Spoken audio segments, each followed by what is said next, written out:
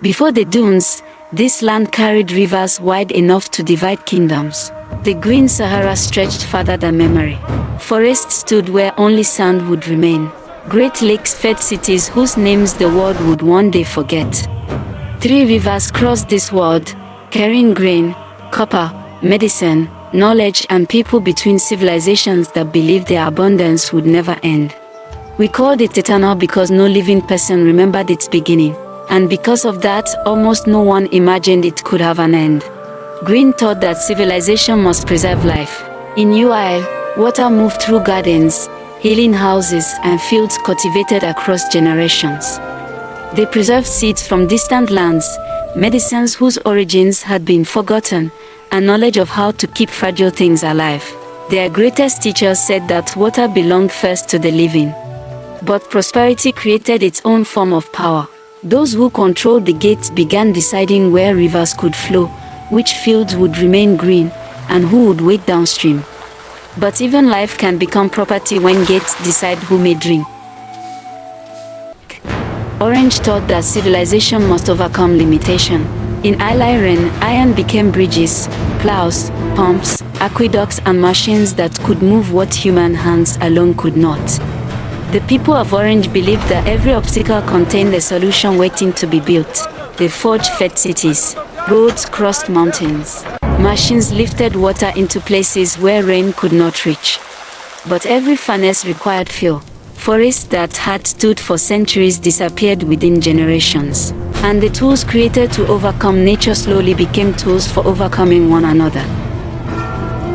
Who are these meant to feed? Indigo taught that civilization must align with cosmic order. In Isle with Graver, memory was treated as infrastructure. Births, deaths, dreams, treaties, migrations, failures and discoveries were preserved so that no generation would be forced to begin again in ignorance. We studied the movements of the heavens. We studied the memories of the dead, and we believed that preserving the past protected us from repeating it. But records can be arranged as carefully as stones in a wall. One name can be removed. One failure can be buried. One uncomfortable truth can be sealed behind a door. We did not ask who had been removed from the record to make that order appear complete. The future has begun closing doors.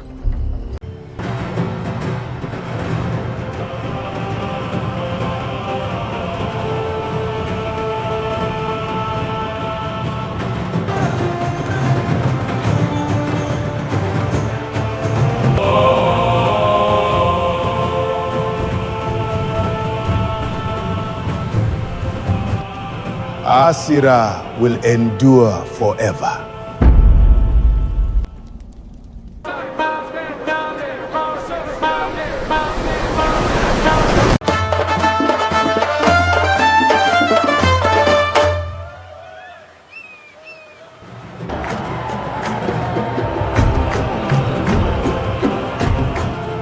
No child born beneath these rivers shall know hunger again.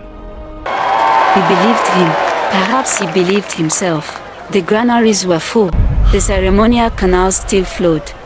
And from the center of the empire, abundance looked very much like permanence. But some of us had already begun watching the edges.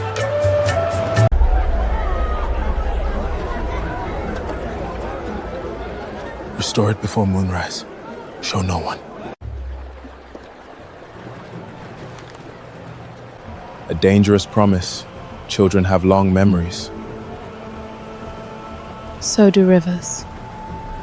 I had restored hundreds of records, royal decrees, trade agreements, funeral accounts, astronomical tables. But the tablet Arakin gave me had been damaged differently. Someone had not tried to destroy it. They had tried to hide what was underneath. The oldest record did not call them gods. It did not call humanity their subjects. It described teachers. They were never gods. Caretakers, servants entrusted with knowledge. Somewhere between that beginning and our own age, service had become divinity. Authority had become inheritance. They were sent to teach us. And history had been rewritten around the transformation. While I searched the past, The empire prepared for the future it feared. Shango returned from the border believing peace could still be protected. Ogun returned to his machines and discovered that protection had acquired a different shape. A siege machine wearing a farming name. Ogun understood machines too well to be comforted by their names. He had spent his life teaching iron to serve human need. It opens gates without killing guards. He knew the difference between a tool designed to open a gate and one designed to break a city. What happens after the gate opens? Shango saw danger approaching the empire. Ogun was beginning to see danger being built inside it. The border is quiet.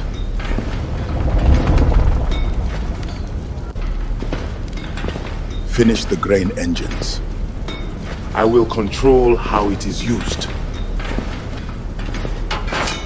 That is what every weapon maker is told.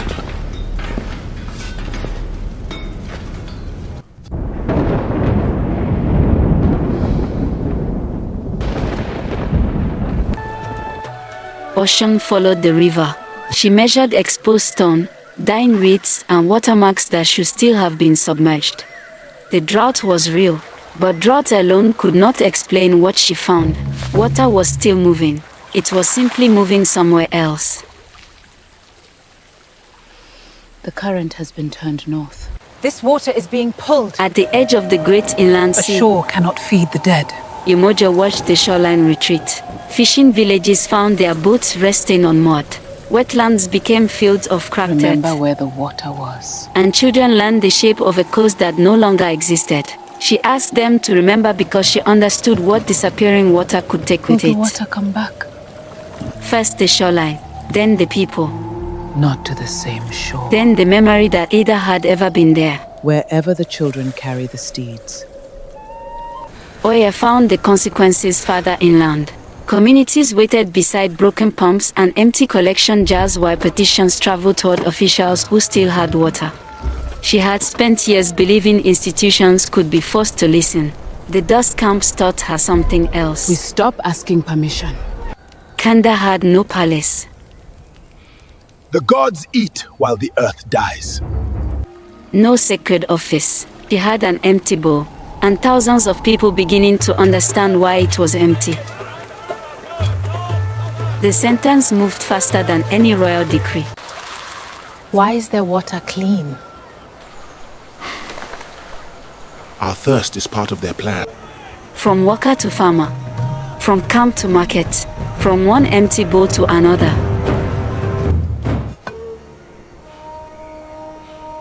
We will reclaim the river. From the center, As still looked magnificent. Gardens remained green. Fountains still climbed toward the sun. The palace lake still reflected the three colors. But beyond the ceremonial avenues, the world feeding that beauty was disappearing. The empire had not defeated scarcity. It had learned how to move scarcity somewhere else. Then the water left the one place where no one was supposed to see it leave. The ceremonial lake fell before thousands of witnesses. No archivist could seal it. No official could rename it. No distant province could be blamed quickly enough. And beneath the retreating water, something impossible appeared. Foundations, passages, stonework older than the palace. These foundations are older than Aṣírà. Older than the empire. And carved into them were the same marks hidden beneath my tablet. Arakin did not look at the ruins. He looked at me. That was when I knew the truth had never been lost. Someone had been guarding it. That was the last day I could pretend its problems existed somewhere beyond its walls. The rivers were shrinking. The sea was retreating. The forests were disappearing. The granaries remained full while bowls went empty. Machines built to serve were becoming weapons.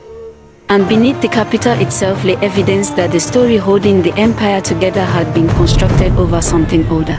We thought the crisis was water. We were wrong. The crisis was what we had become while believing the water would never end. No one leaves the capital.